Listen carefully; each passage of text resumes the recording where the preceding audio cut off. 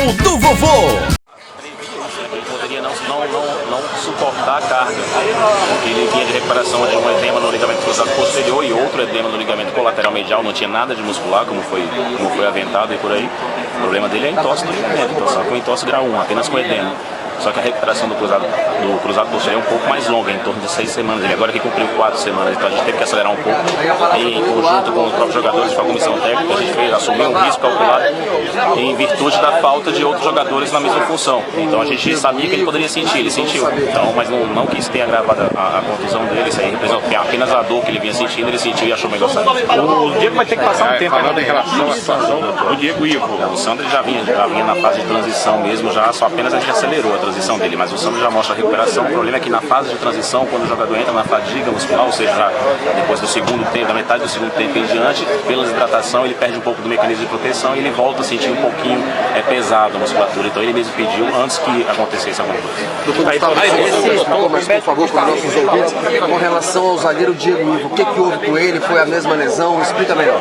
Então, o Diego Ivo, ao contrário do que foi dito, não tem nada muscular. Ele teve naquela queda que ele teve no jogo, ele caiu com o joelho no chão e teve a torção do ligamento colateral medial e do ligamento cruzado posterior. Então são 2 ligamentos dos 4 do joelho.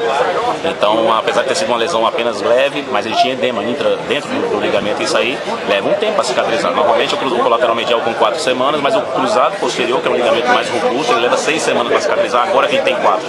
Então ele vinha cicatrizado do colateral medial, não sente mais nada, só que na parte interna do joelho do cruzado posterior ele sente um pouco ainda. Então sentiu um pouco na flexão profunda do joelho, sentiu um pouco na arrancada. Você pode ver que no começo do jogo ele estava se poupando da arrancada, ele não conseguia abrir a passada porque o joelho doía. Foi precipitada a volta dele? Claro que foi, mas isso foi um risco calculado. Isso aí,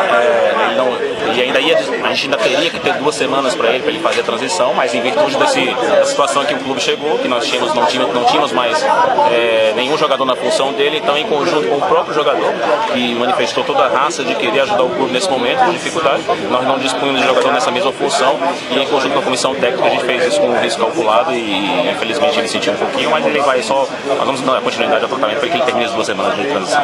Então, já tem o retorno programado para o Diego Ivo, ou somente amanhã vai ser feito algum exame? Como é que está a questão do Diego Ivo especificamente?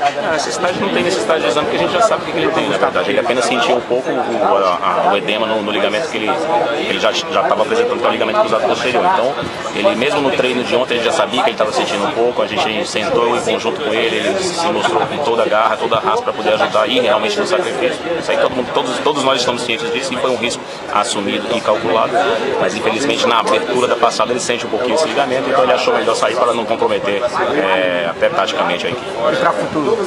Então agora a gente vai ter que terminar de cumprir a transição que a gente tinha previsto. Então, foi uma situação igual a fim de campeonato. Então, o jogador vai pro sacrifício, não tem jeito. Então a gente vai cumprir agora mais uns 10 dias, ou 12, ou 14 de término de transição. A gente sabe que o Sandro não vai poder atuar na próxima partida por força do terceiro cartão amarelo. Caso não tivesse, ele tinha total condição de enfrentar a equipe.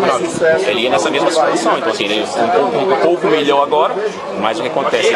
Provavelmente ele ia tolerar um pouco mais tempo, tá? Mas ele já está na fase final de transição, então veio a calhar, na verdade, esse terceiro cartão, porque ele vai ter mais um tempo aí para terminar a parte de fortalecimento e transição dele. O senhor falava, doutor, que o Diego Ivo e o Sandro, embora não 100%, vieram para o sacrifício.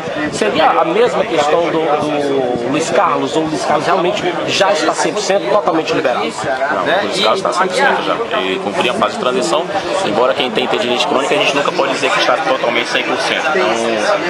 Então, o jogador profissional, ele atua sem nenhum problema, com, vamos dizer, 90% ou 95% da sua capacidade, é assim que o Luiz Carlos está. Agora, fora, logicamente, Diego Ivo, Sandro e o atleta Luiz Carlos, nos comentários aqui, como é que está a questão do DM? Tá? Fora esses 3 pacientes, totalmente liberado? Tá tranquilo. No jogo de hoje, na verdade, só a outra ocorrência foi o Souza, que também na queda torceu um pouquinho o ombro, mas é lesão leve, e o Ricardinho, que tomou uma paulistinha e torceu na coxa, mas tudo tranquilo, sem preocupação.